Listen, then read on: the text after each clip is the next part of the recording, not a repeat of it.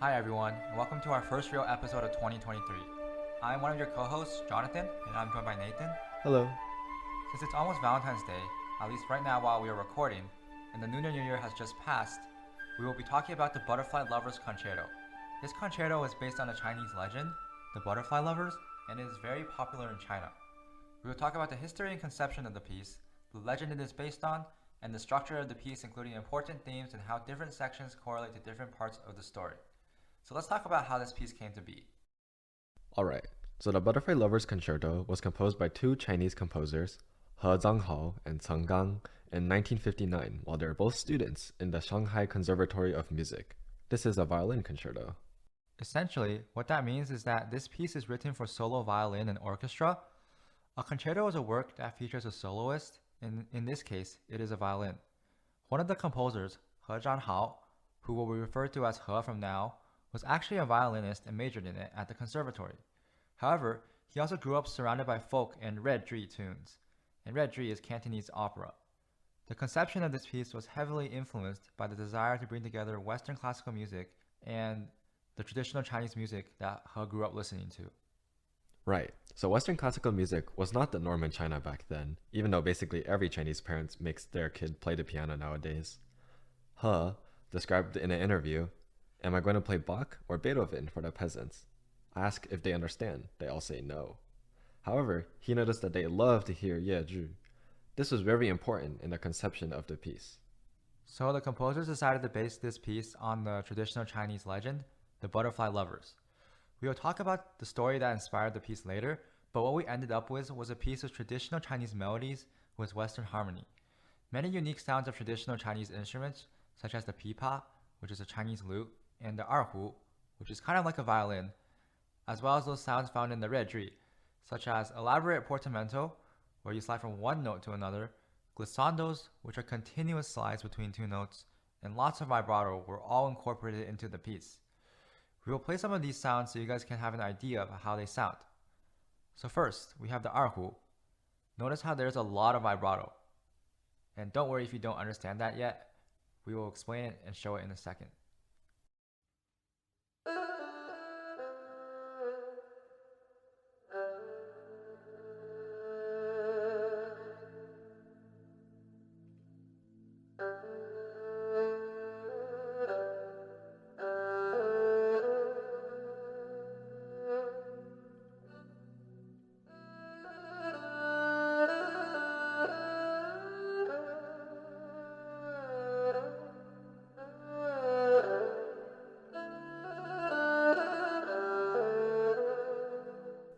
Next, we will show some of the mentioned techniques on the violin.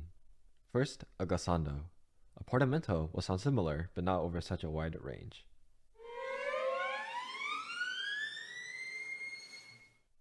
And vibrato, where the pitch wobbles.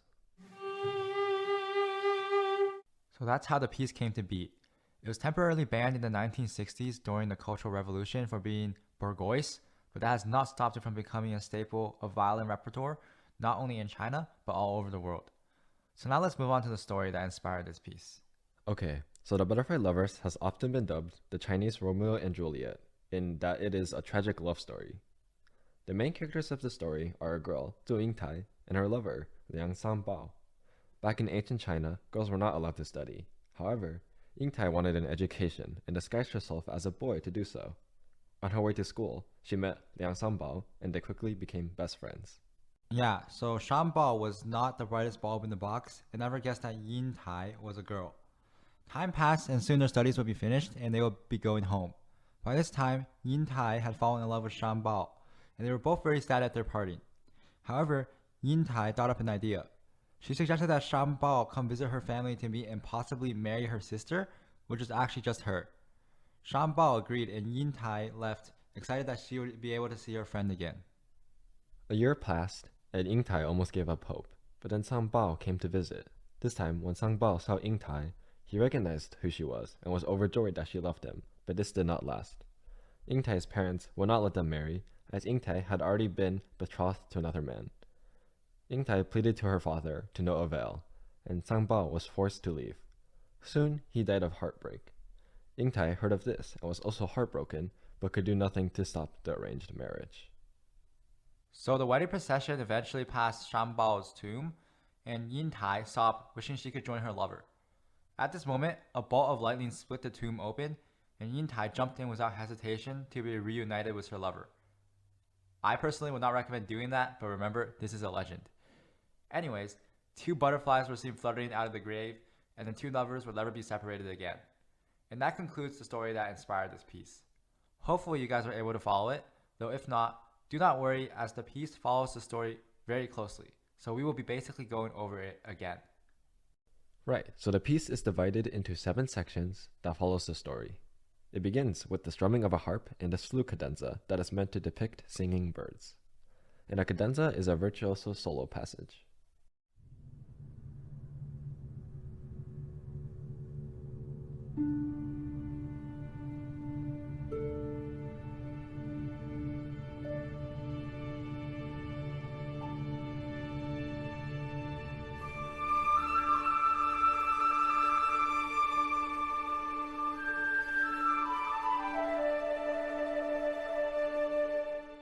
After which, the oboe and viola depict the lovers' first meeting before we are introduced to the love theme on the solo violin.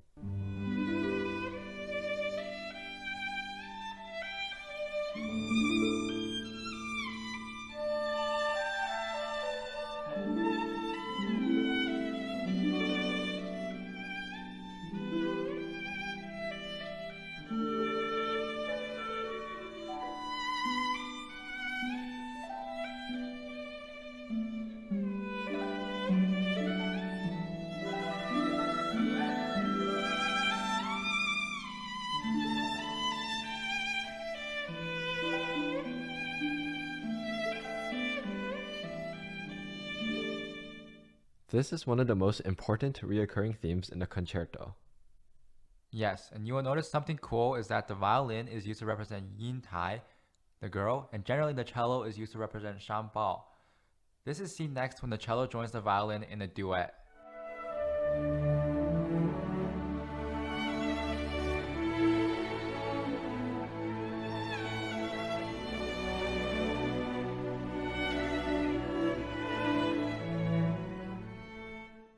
There is a final cadenza on the solo violin, which depicts Yin Tai's anxiety and desire to reveal her real identity.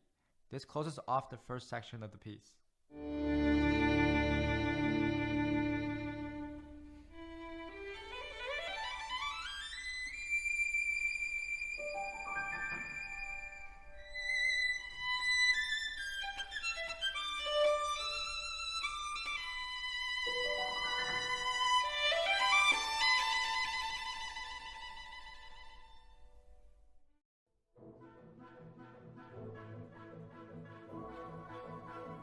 The second section is a fast and playful section depicting the busy years the lovers spent together in school. The theme is first introduced by the solo violin, but is then repeated with an orchestra tutti, meaning the whole orchestra is playing. The orchestration is especially awesome here. Listen for the bassoons in this short passage and see how much it adds.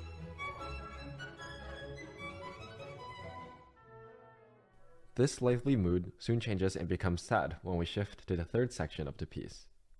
This section is meant to depict the parting of the lovers. It starts with an extremely lyrical version of the love theme. Pay attention to the glissandi on the slow violin, which adds to the sad mood.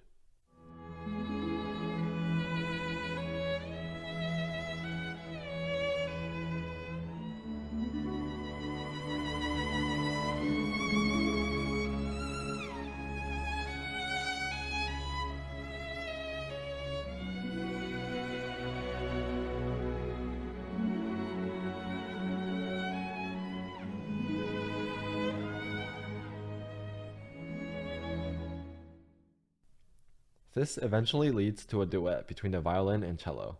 The atmosphere is very intimate, and if you remember, the violin depicts Ying Tai and the cello San Bao, so this is like a conversation between the lovers.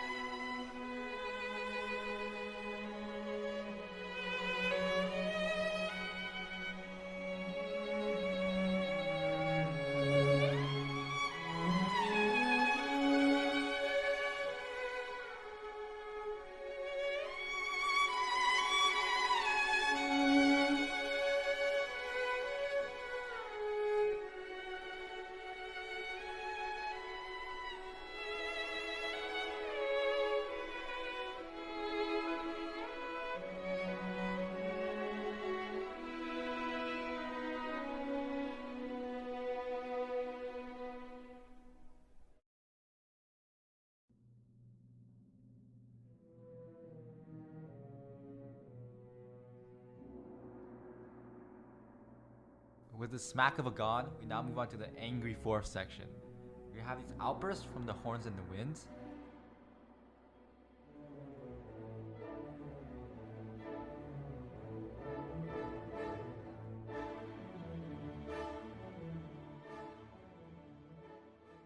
This section is meant to depict Yin Tai's frustration and protest against her prearranged marriage. There is this angry theme played by the low brass that is used throughout this section.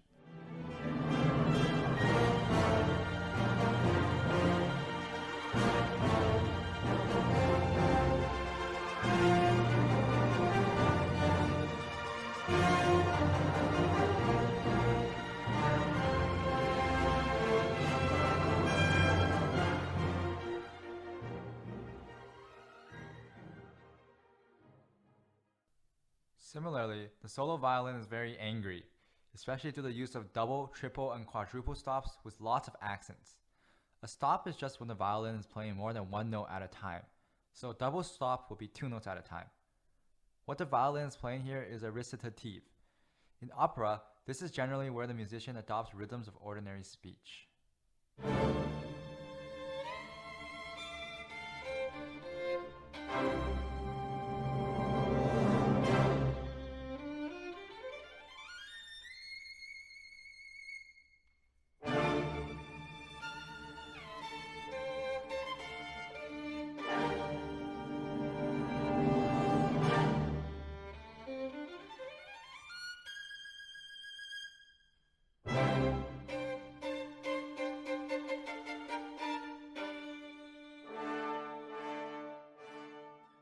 The mood shifts again, and the solo clarinet introduces one of the most beautiful sections of the piece.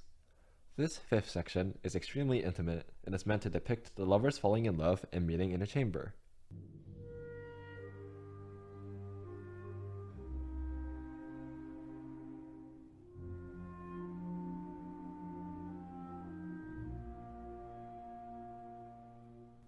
Again, the violin and cello have a duet filled with the utmost yearning and longing, and also depicting the lover's sorrow. Yes, my only complaint is that this section is too short. Anyways, we are not going to spoil it here, so you will have to listen to this part yourself. Moving on to the sixth section, the tension is back with the solo violin playing another recitative.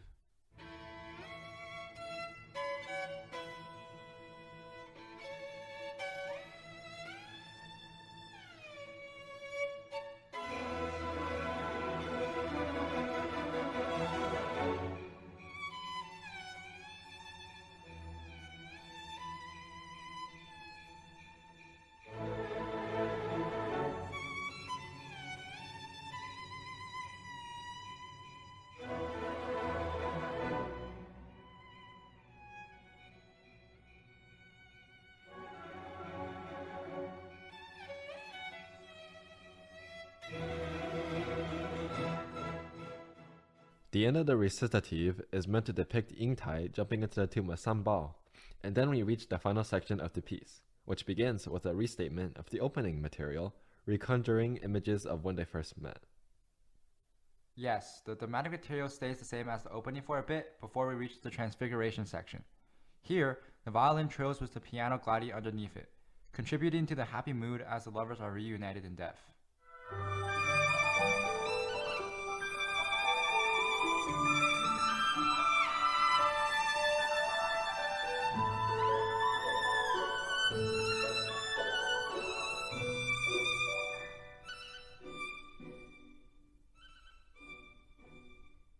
A short codetta or conclusion follows, and the piece ends gently with the violin floating towards heaven, just as the lovers did.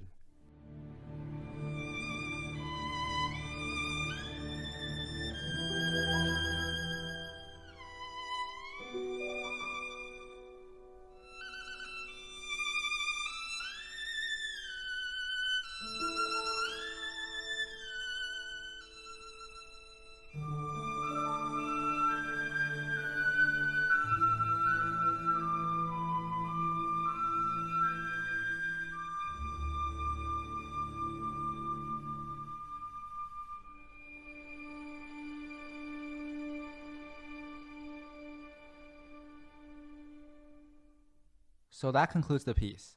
We encourage you to set aside about 30 minutes to listen to this piece and search around for different performances to find a performance you enjoy.